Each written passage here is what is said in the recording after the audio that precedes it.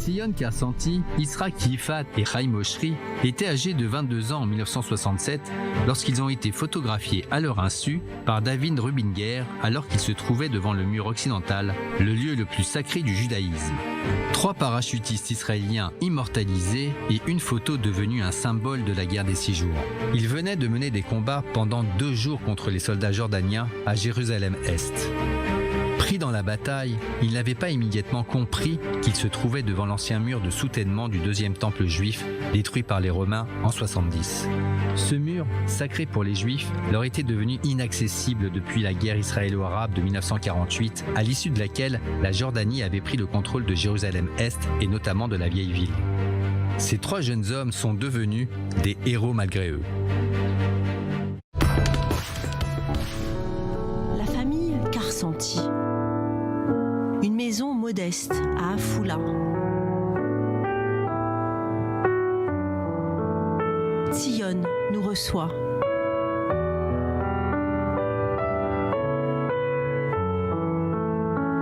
Et il va nous raconter son histoire. L'histoire d'un vieil homme et de son mur.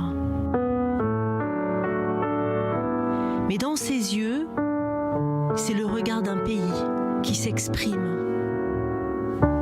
et de ses combats, de ses larmes et de sa bravoure. C'est l'histoire d'un parachutiste, un des premiers soldats israéliens à arriver le 7 juin 1967 devant le mur des Lamentations. J'arrive juste devant le Kotel, je caresse les pierres, je lève les mains au ciel et je dis « Loué soit son nom pour l'éternité ». Je n'arrive pas à croire que je suis devant le Kotel. Alors quelqu'un me dit « Siggy, écris un mot pour tes parents ». Je ne sais même pas qui c'est. Il me donne un stylo et j'écris « Je suis au Kotel, je suis en bonne santé » et je lui donne ce message et il disparaît. Je reviens vers l'escalier en fer. « Valérie », et je vois le Rav Goren avec des rabbins, des Sefer Torah qui pleurent, qui prient, qui dansent et se dirigent vers le mur. À ce moment, le Rav Goren arrive, étreignant les autres fidèles. Il arrive vers moi, m'enlace et sonne le chauffard. Et dans ce moment historique se trouvait le photographe David Rubinger, qui a documenté le pays depuis les années 40 jusqu'à cet instant et jusqu'au moment où je vous parle, puisqu'il nous a quitté, le paix à son âme.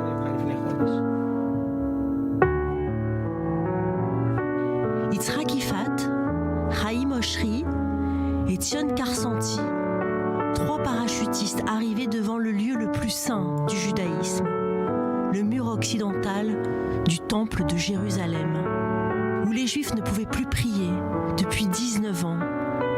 Un de ces rares moments où l'histoire est saisie par l'image. Nous avons continué à nous tenir debout devant le Kotel et regarder le mur, tous ravis de contempler ces pierres, des pierres qui ont 2000 ans d'histoire. Tu les observes et elles te racontent l'histoire du peuple d'Israël et elles te disent combien de sang fut versé sur ce mur jusqu'à ce que nous le récupérions. Cela montre que le désir des Juifs n'était que de retrouver le mur des Lamentations. Je ne savais pas que Rubinger nous avait photographiés. J'arrive chez ma petite amie, bonjour, comment ça va? Et elle me dit, repose-toi sur le lit le temps que je me prépare, tu as le journal du samedi si tu veux. Alors je prends le journal, je regarde et tombe nez à nez sur cette photo. Je m'écris « Siggy, je suis sur la photo! C'est impossible, c'est ta photo !» C'est seulement à cet instant que j'ai compris que nous avions été photographiés par Rubinger. Mais c'est la femme de Rubinger qui a choisi cette photo. Il lui avait dit qu'il préférait cette autre photo et il lui avait demandé son avis. Elle lui répondit « Ne prends pas cette photo, choisis l'autre photo, parce que celle-là montre la quintessence du peuple d'Israël et le rassemblement des exilés, un yéménite, un ashkénaze et un séfarade. » Il a choisi cette photo et l'a envoyée à toutes les agences de presse pour qu'elle soit publiée. Quand Sion est parti à la guerre, il allait avec ses compagnons combattre dans le désert égyptien. Mais le destin des armes en a décidé autrement. Jusqu'à ce que nous arrivions au Kotel, nous avons vécu beaucoup de choses. 3 jours de guerre, nous avions commencé les combats dans le sud, nous devions nous y rendre afin de conquérir El Arish, car la guerre ne se déroulait que dans le sud, pas à Jérusalem. Nous avons reçu nos parachutes, nous les avons revêtus et nous avons attendu que l'on nous dise de monter dans les avions. Une fois conquise El Arish, notre mission fut annulée. Même si nous avions mal au cœur, nous nous sommes dit « tout est pour le bien, si c'est annulé, ça vient du ciel ». Nous avons ôté nos parachutes et avons attendu. Et vers 14h, notre général, Motagour, nous dit « Messieurs, nous montons à Jérusalem ». Rien que d'entendre le mot Jérusalem, toute ma vie, mes parents m'avaient raconté Jérusalem, ses chemins étroits, ses lieux saints, son atmosphère de sainteté. C'était l'espoir de tous les Juifs, de la diaspora et de ceux qui arrivaient en Israël. Une espérance de 2000 ans, Valérie. 2000 ans que nous attendions ce moment, arrivé au Kotel à Jérusalem. Et seul Motagour, paix à son âme, un des plus grands généraux, s'est levé pour prendre Jérusalem et partir au combat dans cette ville. Il faut comprendre que le roi de Jordanie ne s'imaginait pas du tout que nous étions en chemin. Il était alors en négociation avec les Égyptiens qui voulaient qu'il entre dans le cartel et qu'il se batte contre nous. Alors qu'il hésitait, on nous répartissait nos missions de combat pendant que nous étions en route. Nous n'avions pas une seconde à perdre. À Jérusalem, il y avait le plus grand combat, le combat le plus dur que Tsahal n'ait jamais mené. C'était la colline des munitions. Racontez-nous. J'ai combattu sur la colline des munitions. Chacun prend son équipement. Nous avançons en silence. La compagnie de sabotage s'approche des clôtures et les fait exploser. Valérie, impossible de ressentir la catastrophe qu'il y avait là-bas, car nous étions des soldats jeunes sans aucune expérience de la guerre. Des combats face contre face, Valérie, face contre face. Tous les édifices étaient en pierre de Jérusalem. Une pierre si dure que lorsqu'on lance une grenade dessus, les éclats suffisent à eux seuls à tuer un soldat. Les soldats ramassaient leurs camarades sous les tirs, même conscients du danger. Une guerre que personne à l'armée ne nous a expliquée. Nous devions marcher sur des cadavres dans l'obscurité sans savoir s'il s'agissait de nos propres soldats ou des ennemis. Et tu dois te battre, tu es obligé. Si tu ne gagnes pas, c'est la fin de toute cette mission. Quant aux officiers, ils furent soit tués, soit blessés. Il n'y avait plus d'officiers sur le terrain. Chaque soldat était son propre officier. Et l'un d'eux, blessé à la gorge par un projectile, nous dit « Laissez-moi aller combattre ». Il nous donne alors un ordre défiant toute logique. « Sortez des tranchées, éliminez tout sur votre passage et qu'on en finisse ». Tzion a perdu 37 de ses compagnons dans ce terrible combat qui ouvrait le chemin de la vieille ville de Jérusalem. Vous avez vaincu la colline des munitions après Tzion. Qu'est-ce que vous avez fait? À 5h du matin, nous nous levons, chacun à remballer ses affaires et se dirige vers sa nouvelle mission, combattre sur le mont Scopus. À ce moment, les avions ont pilonné le mont Scopus. C'était impressionnant. Il n'y eut ni blessés ni morts. D'autres bombardements aériens sur Augusta Victoria. On s'est assis 5 minutes pour boire un peu d'eau, puis nous avons continué en direction du mont des Oliviers. Et voir Jérusalem de ce mont, c'est comme voir un dessin. Quand les rayons du soleil illuminent les édifices, tu vois la Jérusalem d'or, 5 minutes seulement pour jouir du panorama.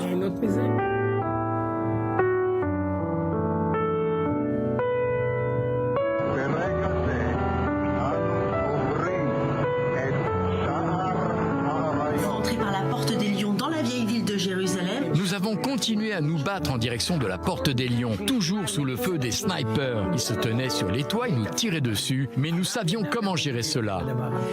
Alors que nous arrivons vers le mont du Temple, Motagour s'écrie 3 fois « Le mont du Temple est entre nos mains !»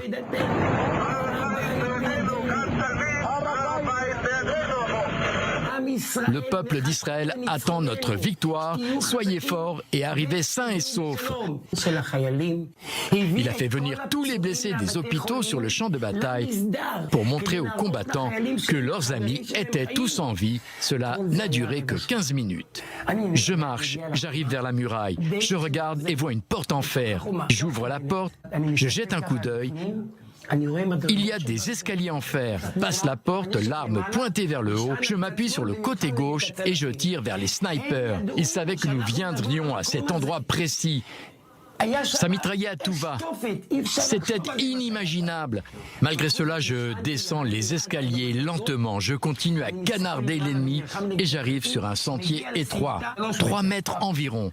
Je descends et m'adosse contre un mur d'argile. Devant moi, il y a un mur de pierre et je continue le combat et j'entends des camarades en train de hisser le drapeau d'Israël en haut sur la muraille. Je me dis, que se passe-t-il ici? On me dit, c'est le Kotel, c'est le mur des lamentations. Je regarde le mur et je me dis, moi, à côté du Kotel, c'est impossible. Je vois nos parachutistes descendre l'escalier de fer. Après 48 heures de combat, couverts de poussière et de sueur, à jeun, sans rien, rien n'a plus d'importance, ils arrivent au Kotel, le caressent et pleurent. Et voici l'unité la plus réputée de Tsahal terminer la guerre, s'approcher du mur et pleurer.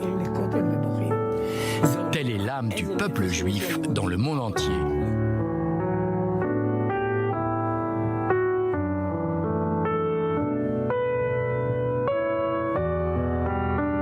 Est-ce qu'aujourd'hui, une seule seconde, vous pouvez imaginer un jour que les Juifs n'aillent plus au Kotel, ne puissent plus y aller au Kotel, après tout ça?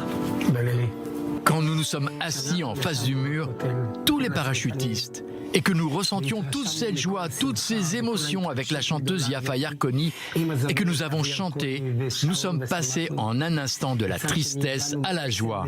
C'est la grandeur des soldats d'Israël. Et soudain arrivent en provenance de l'escalier de fer les 3 généraux qui ont façonné la guerre des 6 jours. Yitzhak Rabin, le chef d'état-major, Moshe Dayan, le ministre de la Défense, et Uzi Narkis, en charge du commandement de tout Jérusalem. Ils descendent les escaliers, arrivent vers nous et nous embrassent. Et Moshe Dayan nous dit, « Je suis venu vous dire, j'en ai encore la chair de poule, je suis venu vous dire merci beaucoup pour ce que vous avez fait, pour votre façon de combattre, avec quelle rigueur, quelle prouesse, quel courage, afin de vaincre et donner le Kotel et le mont du Temple au peuple d'Israël. Nous avons donné nos vies pour offrir ce cadeau au peuple d'Israël. Et sachez que de nombreux livres parleront de vous. » Il prend un petit papier, écrit dessus, quoi, je ne sais pas. Après avoir mis le papier, le premier papier qui fut mis dans le mur, après cela, donc, des gens l'ont sorti et il avait écrit ces mots, que plus jamais, nous ne rendions le mont du Temple, ni Jérusalem, ni le mur occidental, pour toutes les générations futures d'Israël.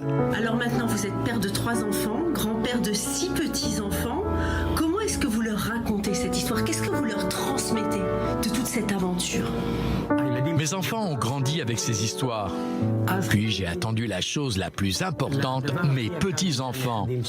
Et ils savent ce qu'est Jérusalem. Valérie, ils le vivent. Ils savent que Jérusalem, c'est la chose la plus sainte et la plus chère pour le peuple d'Israël. Ils veulent connaître cette histoire et continuer à la raconter.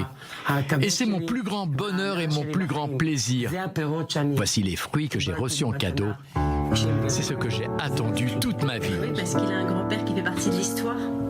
Valérie, chaque être humain, s'il ne pense pas à des choses bonnes, s'il n'est pas optimiste, il n'a rien à vivre dans cette réalité. Il ne peut pas vivre. 80% des Arabes, Valérie, croyez-moi, veulent la paix. Ils veulent vivre avec les Juifs car ils reconnaissent notre intelligence. Mais on ne leur laisse pas le choix. Dans chaque communauté, il existe toujours une mauvaise graine qui pourrit l'ensemble. Mais à la fin, cela arrivera. Ils vivront avec nous, car ils le veulent. Si nous parvenions à cette coexistence, le Moyen-Orient serait la région la plus puissante du monde. Pour la petite histoire, Tzion Karsanti est le seul garçon autour de ses 6 sœurs. Il avait donc besoin de l'accord de ses parents pour s'engager dans les parachutistes. Et craignant un refus catégorique de sa mère, il a tout simplement signé à leur place. Il n'y a pas de petits mensonges, explique-t-il, quand c'est pour défendre le pays. Défendre le pays, tout faire pour que cela se passe bien. Car nous n'avons pas d'autre terre